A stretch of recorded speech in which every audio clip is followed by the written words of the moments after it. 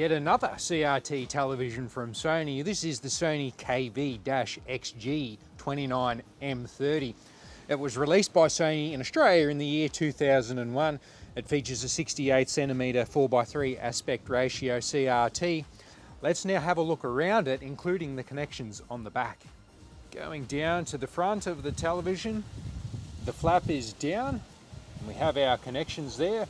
Composite input, stereo left and right, as well as a headphone jack, Sony badge, Sony buttons on the front to control the television. The matching remote for this television is the Sony Remote Commander RM-952.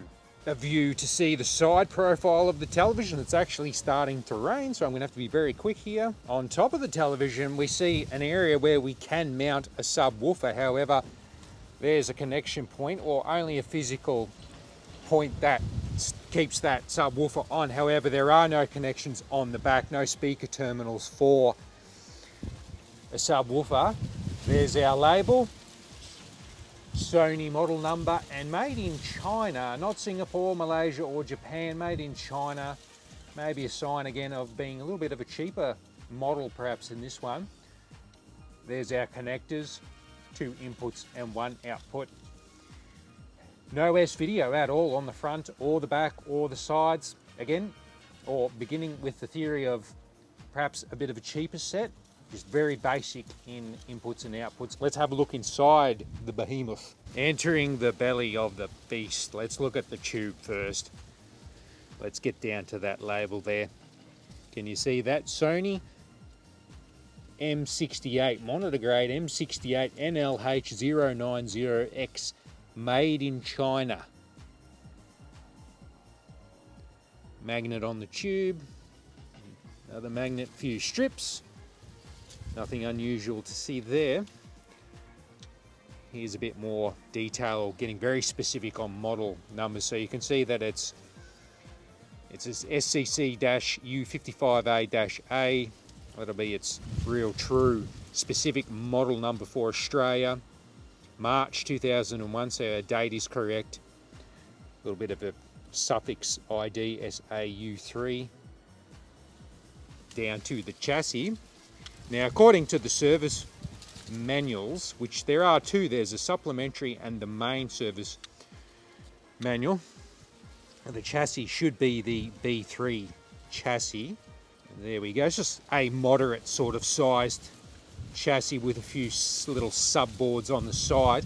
The question is, can it be modded for RGB? Can it be made into component or SCART RGB? You modders out there, you tell me, you let our viewers know what can be done with this particular chassis to utilise the true power of the television, shall we say. Home speaker on that side and also on the other side for stereo sound.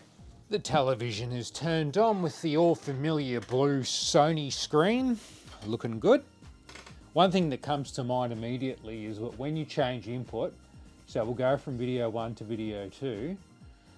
Normally I would expect to see video 3, but we go to RF. We go to the aerial input. Then if we press TV video, we're back to 1 and then on to 2. So it's only really got 2 composite inputs. It doesn't have 3. Normally I'd expect to see an input on the front and 2 on the back, totaling 3. In this case, however, AV2 on the back is also AV2 on the front. They both are one and the same, so you can't have 2 consoles plugged in, one at the front and one at the back in AV2. If they're both turned on at the same time, they'll both input the signal and the screen will be scrambled. So you've only got 2 inputs rather than 3, which you typically have on the Sonys, and it's a sign that this one is a bit of a cheaper, lower end model, I would say.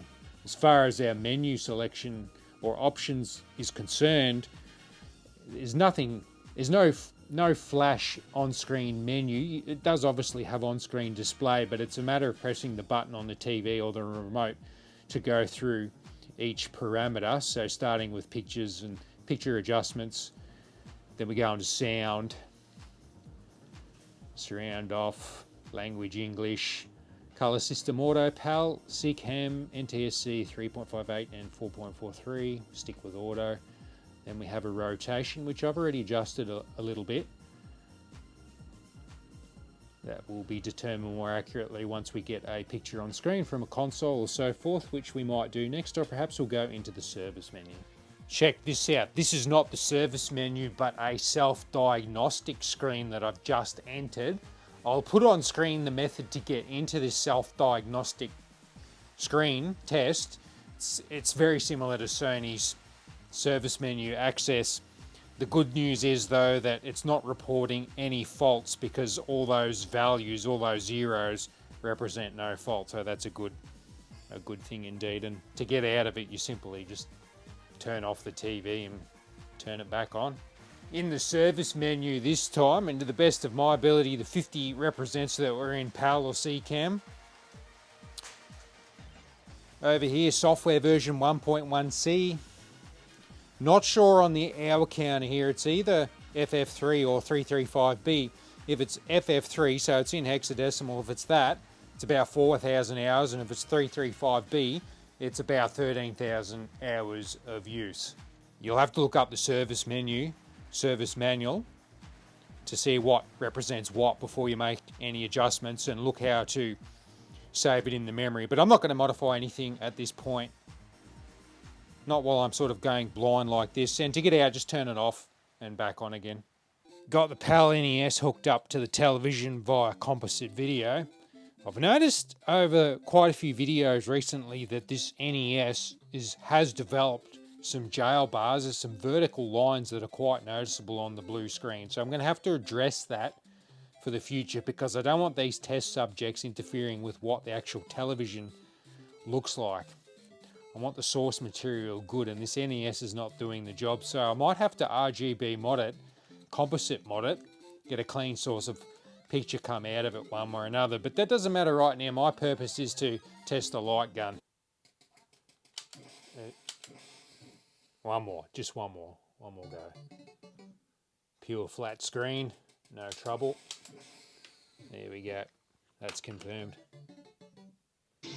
Got the NTSC Sega Saturn hooked up via composite video. Color systems auto, obviously it's picking up the NTSC. We can change that on the PAL CCAM, just to show you that that does work. Look, there's not really much else to test with the television, considering we've only got composite input, no S-video, no component. The big question is, can you mod this television for RGB? So I want to hear from you viewers out there. Someone's got to know whether this chassis is RGB moddable or not.